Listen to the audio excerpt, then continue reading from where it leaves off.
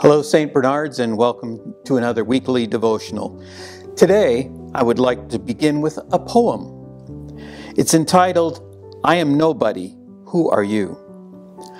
I am nobody, who are you? Are you nobody too? Then there's a pair of us. Don't tell. They'd advertise, you know. How dreary to be somebody, how public, like a frog. To tell one's name the livelong June, to be an admiring bog. This is one of Emily Dickin's most beloved poems. Did she really think she was nobody? Probably not. But neither was she eager to get bogged down by the approval of others. She seems to have been satisfied with who she was and how she lived her life. So, who are you and what do you want to be? Most people today would say that they want to be happy. Our society today is so enamored with the notion of being happy. How many times have you heard, well, whatever makes you happy? Is being happy so bad? Who doesn't want to be happy? My question is, happy for how long? And what is it that makes you happy? Society, or at least the marketing side of society, is quick to tell you or suggest in a very convincing way what will make you happy.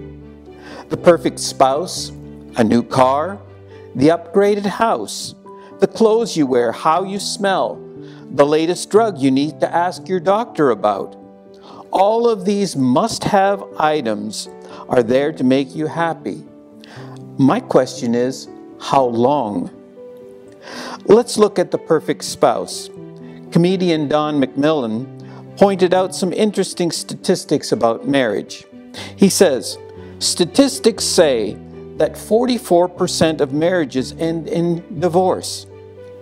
So one can deduce that 56% of marriages end in death.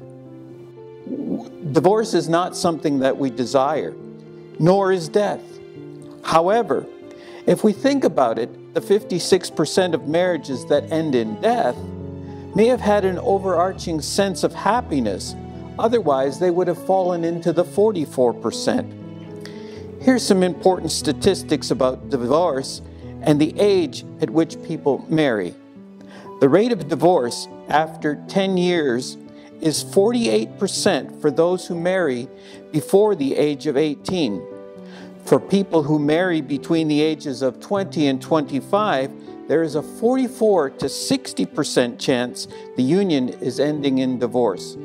But the rate is just 25% for those who marry after the age of 25. These statistics confirm that the age of the couple at the time of marrying does impact subsequent divorce rates. When one analyzes these trends, it doesn't take much to see that as one gets older, people tend to become more aware of what is important and lasting in life versus what is pie in the sky and transitory. But is it age that gives us this wisdom of happiness, or is it something else? This brings me back to the question I asked at the beginning. Who are you, and what is it that you want to be? The statement asks us to dig deep into our inner being, our mind, our soul, to ferret out what makes you, you, and how you will live that you.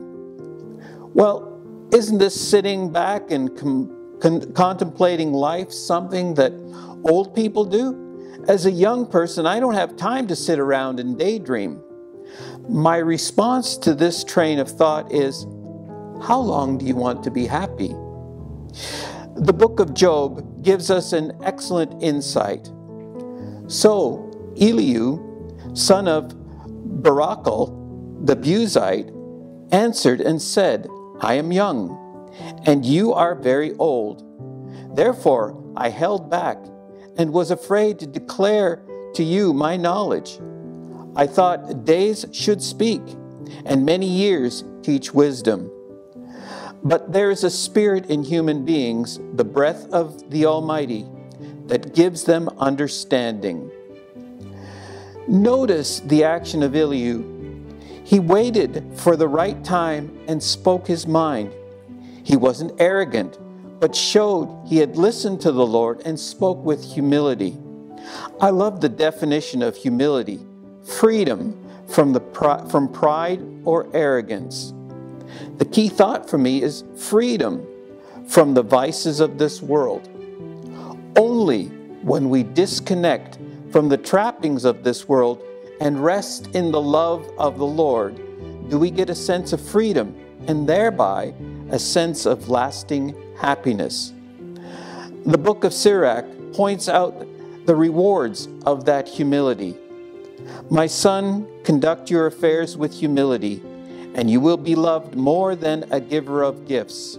Humble yourself the more, the greater you are, and you will find mercy in the sight of God.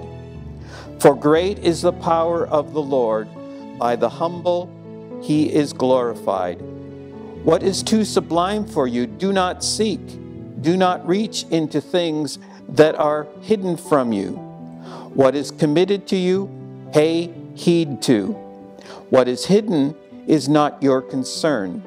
In matters that are beyond you, do not meddle, when you have been shown more than you can understand. Indeed, many are the conceits of human beings. Evil imaginations lead them astray. This notion of humbleness seems contrary to what we see, hear, experience in society. Society tells us, be your own person. Do whatever you have to get ahead. Do not let anyone get in your way. You can do it on your own. Whatever makes you happy. My question is, are you respecting others and yourself with this line of thinking and getting caught up in the mob mentality? I spoke about these two subjects last time, and you can see that there'll be a link in the bottom here to those videos. So here's my suggestion to you. Take out those earplugs. Get your thumbs off the keypad of your phone. Put down the schedule book, turn off the TV and the music, and be quiet and listen. Listen to your own respectful thoughts, and mostly the thoughts that come to you from the Lord. The ones that I want you especially to listen to is what makes you happy. Happy in the short term and happy in the long term. Once you have determined the short term and the long term, decide which you will give your maximum attention. Is having a new car, the latest cell phone, having kids in every possible sporting activity, or sitting down to a nice calm dinner with a spouse and family, a walk in the woods, spending an afternoon fishing with a grandparent, bring me long-term happiness? Well, all of this sounds like a fairy tale. I have to focus on living. Yes, that's correct. But what is life without happiness? So again, I return to the initial question, who are you? And what is it that you want to be? Happy, you say? For how long?